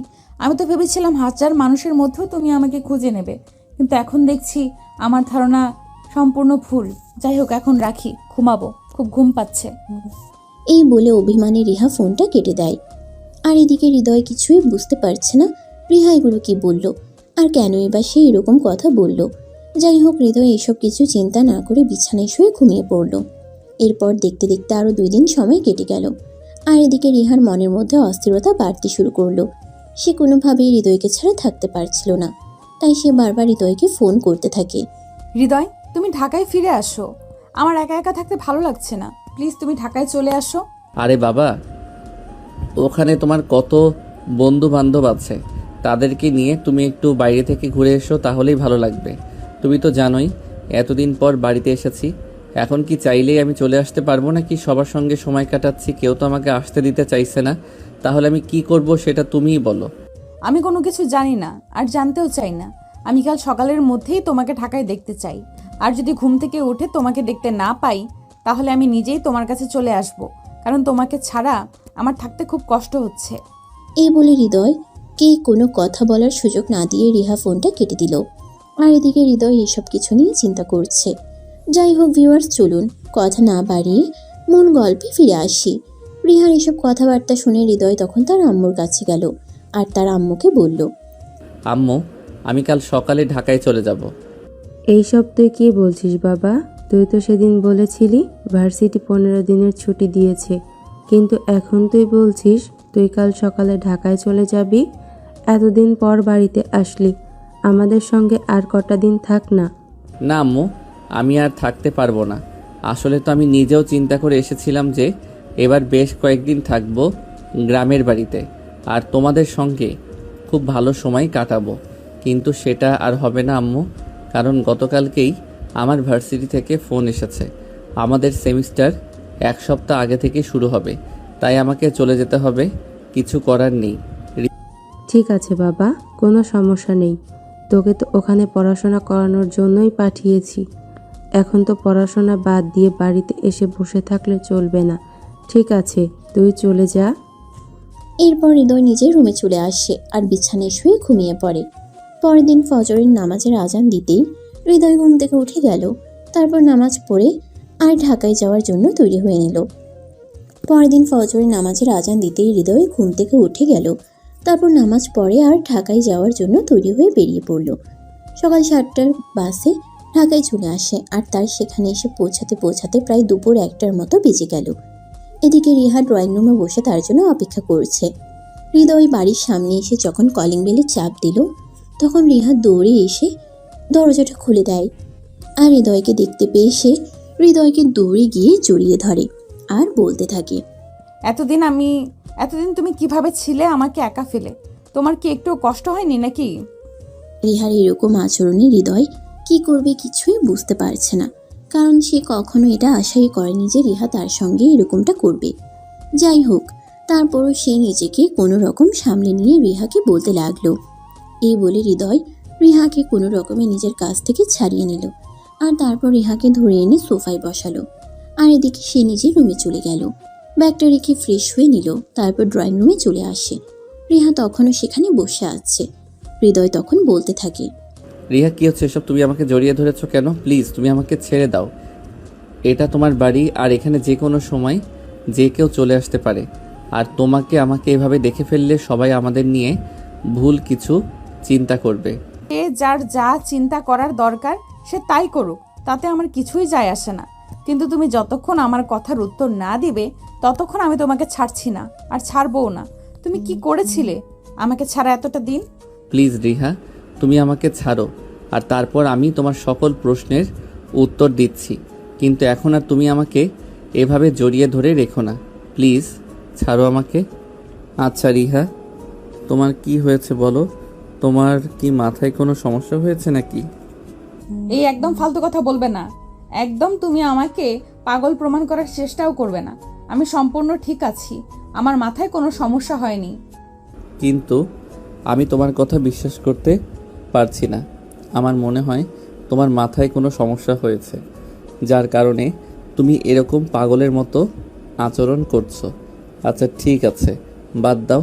এখন তুমি আমাকে এটা বলো যে আমি বাড়িতে ঢোকার সঙ্গে সঙ্গে তুমি আমাকে জড়িয়ে ধরলে কেন? জানি না, আর জানলেও সেটার কৈফিয়ত আমি তোমাকে দিতে পারবো না। আমার ইচ্ছে হয়েছিল তাই আমি তোমাকে জড়িয়ে ধরেছি। তাই বলে কি এটার জন্য আমাকে তোমার কাছে কৈফিয়ত দিতে হবে নাকি? তোমার কাছে কৈফিয়ত চাওয়ার সাহস আমার নেই। যাই হোক, বাদ দাও এই কথা। আঙ্কেল আন্টি কোথায়? তাদেরকে দেখছি না কেন? আসলে আব্বু আম্মুকে নিয়ে ওনার এক বন্ধুর বাসায় দাওয়াতে গেছেন। আজকে বাড়িতে কেউ নেই আর আব্বু আম্মুও ফিরে আসবে না। আজ শুধু বাড়িতে তুমি আর আমি। তাই তো তোমাকে বললাম তাড়াতাড়ি ঢাকায় চলে আসার জন্য। রিহা, এসব তুমি কি বলছো? আমি তো কিছুই বুঝতে পারছি না। আসলে তোমার মাথায় কি চলছে সেটা আমাকে একটু বুঝিয়ে বলবে কি? সেটা আমি এখনই তোমাকে বুঝিয়ে বলার প্রয়োজন মনে করছি না। সময় হলে ঠিক বুঝতে পারবে। এখন নিজের রুমে যাও আর বিশ্রাম করো। আমি তোমার জন্য খাবার তৈরি করছি, তারপর দুজনে একসাথে দুপুরের খাবার খেয়ে নিব। হৃদয় তখন আর রিহার সঙ্গে কথা বাড়ালো না। সে কোনো কথা না বলে নিজের রুমে চলে গেল আর তারপর বিছানায় শুয়ে একটা লম্বা ঘুম দিল। ঘুম ভাঙল বিকেল 3:30টার দিকে রিহার ডাকে। রিহা এতক্ষণ সময় নিয়ে হৃদয় আর তার জন্য দুপুরের খাবার তৈরি করেছে আর সেটা টেবিলে সার্ভ করে তারপরে হৃদয়কে ঘুম থেকে ডেকে তুলতে গেছে। সে হৃদয়কে ঘুম থেকে ডেকে তুলে তারপর ডাইনিং টেবিলে নিয়ে আসে আর দুজনে একসঙ্গে বসে রাতের খাবার খেতে থাকে। খাওয়া শেষ হলে রিহা হৃদয়কে বলতে থাকে, তুমি তো আচ্ছা বেঈমান মানুষ।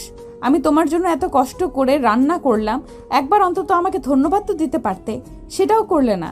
যাই হোক, তাতে কোনো সমস্যা নেই, কিন্তু আমি এই প্রথমবার তোমার জন্য রান্না করতে গিয়েছি আর খাবার রান্না করেছি। খাবারটা কেমন হয়েছে সেটার অন্তত রিভিউ দেওয়ার প্রয়োজন ছিল, কিন্তু তুমি তো তার কোনো কিছুই করলে না। না মানে আসলে তুমি তো খুব ভালো করেই জানো আমি কখনোই বাহিরের খাবার খুব একটা খাই না, আর সকালবেলাও খুব সকালে বাড়ি থেকে বের হয়ে গেছি, তাই বাড়িতেও কোনো কিছু খাওয়া হয়নি। তাই পেটে প্রচণ্ড ক্ষুধা ছিল, তুমি খাবারটা সামনে এনে দিয়েছো আর আমি তখন গপ গপ করে খাবারটা খেয়ে নিয়েছি, তাই আমি তোমাকে রিভিউ জানাতে পারিনি। আই এম সো সরি, তবে তোমার রান্নাটা দারুণ হয়েছে। আচ্ছা ঠিক আছে, তাহলে খাবারটা শেষ করো। হৃদয় তখন কোনো কথা না বলে খাবার খেতে লাগলো আর এদিকে কিছুক্ষণের মধ্যেই তার খাওয়া শেষ হয়ে গেল। খাওয়া শেষ হলে সে নিজেও রুমে চলে গেল আর এদিকে রিহা খাবার খেয়ে তারপর সবকিছু গুছিয়ে উপরে চলে আসে। হৃদয় তখন নিজের বিছানায় শুয়ে শুয়ে বিশ্রাম নিচ্ছিল। তখনই রিহা তার রুমে এসে পৌঁছায়। হৃদয় সেটা লক্ষ্য করে আর রিহাকে বলে, হ্যাঁ রিহা বলো, কিছু বলবে নাকি? আচ্ছা, তুমি কি কখনো কাউকে ভালোবেসেছো? প্রেম টেম করেছো? হঠাৎ তুমি এরকম প্রশ্ন কেন করছো? আমি তো সেটাই বুঝতে পারছি না। তাছাড়া আমি প্রেম টেম কেন করতে যাব? প্রেম করার মতো বয়স আর সময় কোনোটাই আমার হয়ে ওঠেনি। ও আচ্ছা ঠিক আছে, এমনি তোমাকে জিজ্ঞাসা করলাম আর কি। আচ্ছা ঠিক আছে, তুমি বিশ্রাম নাও, আমার একটু কাজ আছে, আমি আমার রুমে যাচ্ছি। সত্যি যদি হৃদয় তখনও প্রেম না করে থাকে, কাউকে ভালো না বেশি থাকে, তাহলে এটা তার জন্য খুবই সহজ হবে, কারণ সে মনে মনে হৃদয়কে খুব বেশি ভালোবেসে ফেলেছে। যদিও সে এটা তার ফ্যামিলি কিংবা হৃদয় কাউকেই প্রকাশ করে বলতে পারছে না, তবে সে অপেক্ষায় আছে সুযোগের জন্য। যখনই সে সুযোগ পাবে তখনই সে সবাইকে এটা জানিয়ে দেবে। মনে মনে অন্য একটা চিন্তাও করছে, যার কারণে সে হৃদয়কে আজকে ঢাকায় আসতে বলল। তো ভিউয়ার্স, চলুন রিহা মনে মনে কি চিন্তা করছে সেটাই জেনে নেওয়া যাক। রিহা বিছানায় শুয়ে মনে মনে ভাবতে লাগলো, বাড়িতে কেউ নেই, শুধু হৃদয় একাই রয়েছে, তাই হৃদয়কে আজ আমার মনের কথাটা বলা একটু সহজ হয়ে উঠবে। এটাই মনে মনে চিন্তা করছিল। আর এদিকে দেখতে দেখতে সন্ধ্যা ঘনিয়ে রাত হয়ে আসলো। রাত আনুমানিক 9টার মধ্যেই তারা দুজনে রাতের খাবার খেয়ে নিল আর হৃদয় নিজের রুমে এসে ঘুমিয়ে পড়ল। অপরদিকে রিহা নিজের রুমে গিয়ে নিজেকে একটু পরিপাটি করে সাজগোজ করলো। রাত আনুমানিক তখন 11টার মতো বাজে। রিহা তখন হৃদয়ের রুমে আসে। হৃদয় তখনও ঘুমাচ্ছে। রিহা হৃদয়ের রুমের দরজাটা বন্ধ করে দেয়। দরজা বন্ধ করার আওয়াজ পেয়ে হৃদয় ঘুম থেকে জেগে উঠল। হৃদয় এই সময়ে রিহাকে তার রুমের মধ্যে দেখতে পেয়ে অনেকটাই চমকে গেল আর বলতে লাগলো, কি ব্যাপার রিহা, কিছু হয়েছে নাকি? তুমি এই সময়ে আমার রুমে, তাও আবার এত সুন্দর করে সাজুগুজু করে? কেন এই রুমে আসা কি আমার জন্য নিষেধ আছে নাকি? আমি এই রুমে আসলেই বারবার তুমি আমাকে জিজ্ঞাসা করো আমি কেন এসেছি। না, এই রুমে আসা তোমার জন্য নিষেধ থাকতে যাবে কেন? এখন রাত 11টার বেশি বাজে, এখন তো তোমার ঘুমিয়ে যাওয়ার কথা। তাহলে তুমি আমার রুমে কি করছো? আমি তোমাকে কিছু বলতে চাই, আমার মনে হয় এটাই উপযুক্ত সময়, তাই আমি এখন তোমার সঙ্গে কথা বলতে এসেছি। রিহা, আসলে কি তুমি ঠিক আছো নাকি তোমার শরীর খারাপ আছে? আমি বুঝতে পারি না তুমি বারবার আমার সঙ্গে এইভাবে কেন কথা বলো। আমার কেন শরীর খারাপ থাকতে যাবে? আমি একদম ঠিক আছি আর আমার কোনো সমস্যা হয়নি। এই বলে রিহা কিছুক্ষণ চুপচাপ বসে রইল আর তারপরে আবার সে নিজেই থেকেই বলতে লাগল, হৃদয়, আমার মনে হয় আমি তোমাকে ভালোবেসে ফেলেছি। এবার আমি নিশ্চিত হলাম যে সত্যি সত্যি তোমার মাথায় সমস্যা হয়েছে, তা না হলে তুমি এমন পাগলের মতো কথা বলছো কি করে? আমি জানি না, যদি আমার এই সব কিছুই তোমার আমাকে পাগল মনে হয় তাহলে আমি পাগলই হয়ে গেছি। তবে আমি সত্যিই তোমাকে ভালোবেসে ফেলেছি হৃদয়। তোমাকে ছাড়া আমি কোনো কিছু কল্পনাও করতে পারছি না। তোমাকে ছাড়া আমি থাকতে পারছি না। প্রত্যেকটা নিঃশ্বাসে আমার তোমার কথা মনে পড়ে। আমি যেখানেই যাই, যা কিছুই করি না কেন, আমি তোমাকে কোনোভাবেই আমার মনের আঙিনা থেকে সরাতে পারি না। শোনো, এখন না তোমার রঙিন বয়স, চোখে রঙিন চশমা পরে আছো তো তাই তোমার এরকম মনে হচ্ছে। যখন তোমার এই সময়টা কেটে যাবে তখন তুমি দেখবে সবটা ভুলে গেছো, আর তখন তোমার সব কিছু একদম ঠিক হয়ে যাবে। হৃদয়, আমার কোনো কিছুই ঠিক হবে না। আর আমি যা বলছি একদম সত্যি কথাই বলছি। আমি তোমায় সত্যিই ভালোবেসে ফেলেছি। এই বলে রিহা কিছুক্ষণ চুপচাপ বসে রইল। আর তারপরে আবার সে নিজের থেকেই বলতে শুরু করলো। এই কথা বলে রিহা হৃদয়ের দিকে এগোতে থাকে। এটা দেখে হৃদয় বলতে থাকে, আরে এসব তুমি কি করছো? তুমি আমার দিকে এভাবে এগিয়ে আসছো কেন? যেখানে আছো সেখানেই দাঁড়িয়ে যাও, আমার দিকে একদম এগোবে না বলে দিলাম। কিন্তু রিহা তার কোনো কথাই শুনছিল না। রিহা তার দিকে এগিয়ে চলল। অপরদিকে হৃদয় পিছাতে পিছাতে একদম দেয়ালে পিঠ ঠেকে গেল। সে আর পিছানোর কোনো সুযোগ পাচ্ছিল না। তখনই সে রিহাকে বলতে থাকে, রিহা, আমি তোমাকে শেষবারের মতো বলছি, যা করতে চলেছো তা কিন্তু একদম ভুল। তুমি যেখানে আছো সেখানে দাঁড়িয়ে যাও, উল্টাপাল্টা কোনো কিছু করার চিন্তা করো না। কিন্তু রিহা তার কোনো কথাই শুনল না। একদম হৃদয়ের কাছাকাছি চলে গেল। তখনই হৃদয় রিহাকে ধাক্কা দিয়ে নিজের থেকে সরিয়ে দিল আর বলতে লাগলো, রিহা প্লিজ, তুমি এখান থেকে চলে যাও।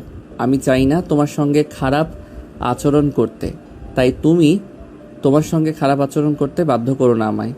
কেন, আমি কি কোনো অপরাধ করেছি? আমি তো জানি ভালোবাসা কোনো অপরাধ নয়। আমি তো শুধু তোমাকে ভালোবেসেছি। তাহলে তুমি কেন এরকম করছো আমার সঙ্গে? ভালোবাসা কোনো অপরাধ নয়, তবে কোনো ভুল মানুষকে যদি ভালোবেসে ফেলা হয় তাহলে সেই ভালোবাসা সম্পূর্ণ অপরাধ। আমার বাবা মা আমাকে এখানে পড়াশোনা করানোর জন্য পাঠিয়েছে, আর তোমার বাবা মা আমাকে খুব বিশ্বাস আর ভরসা করেন বলেই তোমার মতো একটা যুবতী মেয়ে বাড়িতে থাকার পরেও আমাকে এখানে থাকার জন্য পারমিশন দিয়েছে। আর সেখানে তুমি কি করে ভাবলে আমি নিজেকে এরকম কিছু একটা সম্পর্কের সঙ্গে ইনভলভ করব? কেন নয়? কিসের কমতি আছে আমার মধ্যে? ভালোবাসা এবং সংসার করার জন্য একটা পরিপূর্ণ মেয়ে মানুষের প্রয়োজন। আমি কি একটা পরিপূর্ণ মেয়ে মানুষ নই? পরিপূর্ণতার উপরে যদি কোনো কিছু থাকে তাহলে তুমি সেটাই, কিন্তু তারপরেও তোমার সঙ্গে রিলেশন করা বা অন্য কিছু কোনোটাই আমার পক্ষে সম্ভব নয়, কারণ আমি বিশ্বাসের জায়গায় বিশ্বাসঘাতকতা করতে পারবো না। এরপর রিহাকে আর কোনো কথা বলার সুযোগ না দিয়ে হৃদয় রুম থেকে বের হয়ে চলে যায় ছাদে। এদিকে রিহাও তার পিছন পিছন বাড়ির ছাদে চলে আসলো। তখনই সে হৃদয়কে পিছন থেকে জড়িয়ে ধরে আর বলতে থাকে, ভালোবাসি তোমায় খুব বেশি। তোমাকে ছাড়া আমি বেঁচে থাকতে পারবো না। প্লিজ তুমি আমার সঙ্গে এরকম করো না। আমার ভালোবাসা গ্রহণ করো এবং আমাকে গ্রহণ করো। হৃদয় এই কথাগুলো আর নিতে পারছে না। সে কোনো রকমে রিহাকে নিজের থেকে ছাড়িয়ে নিল আর তারপর ঠাস করে রিহার গালে একটা চড় বসিয়ে দিয়ে বলতে লাগলো, চুপ করো বেয়াদব মেয়ে, তোমার বাবা মা কি তোমাকে এই শিক্ষা দিয়েছে নাকি? চুপচাপ এখান থেকে চলে যাও। বাবা মায়ের মান ইজ্জত ডুবানোর মতো কোনো কাজ করো না। সবে মাত্র তুমি অনার্স ফার্স্ট ইয়ারের পরীক্ষা দিয়েছ। তোমার বাবা মা কত ইচ্ছে আর স্বপ্ন নিয়ে তোমাকে পড়াশোনা করাচ্ছে, এসব করার জন্য নাকি? দেখো, আমার বাবা মায়ের ইচ্ছা অনিচ্ছার সঙ্গে তো আমার ইচ্ছা অনিচ্ছার কোনো সম্পর্ক নেই। তাহলে তুমি কেন শুধু শুধু এই সবের মধ্যে অন্য কথাটা টেনে আনছো? তোমার সঙ্গে এসব ব্যাপারে কোনো কথা বলার ইচ্ছেই আমার নেই। আর আমার সবচাইতে বড় ভুল হয়েছে আজ ঢাকায় ফিরে আসা। আজ যদি আমি এখানে ফিরে না আসতাম তাহলে হয়তো এরকম কিছুই ঘটতো না। এই কথা বলার পর হৃদয় সেখান থেকে সোজা রুমে চলে আসলো আর দরজা লাগিয়ে ঘুমিয়ে পড়ল। অপরদিকে রিহা অনেকক্ষণ হৃদয়ের রুমের দরজায় নক করলো, কিন্তু হৃদয় দরজা খুলে না। তাই রিহা নিজের রুমে চলে গেল। সেদিন বিকেল বেলায় রিহার আব্বু আম্মু বাড়িতে চলে আসে। আর রিহার আব্বু যখন বাড়িতে আসলো, রিহা তখন কান্না করতে করতে তার আব্বুর রুমে চলে গেল। আর তারপর তার আব্বুকে বলল, আব্বু, আমার সঙ্গে খুব খারাপ কিছু হয়ে গেছে। তোমরা বাড়িতে ছিলে না, সেই সুযোগে আমার সঙ্গে এরকমটা হবে এটা আমি কোনোদিনও কল্পনাও করতে পারিনি। এসব তুমি কি বলছো? আমি তো কিছুই বুঝতে পারছি না। কি হয়েছে তুমি আমাকে খুলে বলো, তা না হলে আমি বুঝবো কি করে। আব্বু, কাল রাতে তোমরা বাড়িতে থাকবে না এটা হৃদয় জানতে পেরেছিল, তাই সে কাল আমাদের বাসায় আসে। আর তারপর যা হয়েছে তা আমি তোমাকে আর মুখে বলতে পারবো না। যাকে কিনা বিশ্বাস করে আমার বাড়িতে আমি জায়গা দিলাম, আর সেই কিনা আমার বিশ্বাসের ঘরে চুরি করলো। ঠিক আছে, তুমি এক্ষুনি হৃদয়কে আমার কাছে ডেকে পাঠাও। এদিকে হৃদয় নিজের রুমে শুয়ে শুয়ে তখনও ঘুমাচ্ছিল।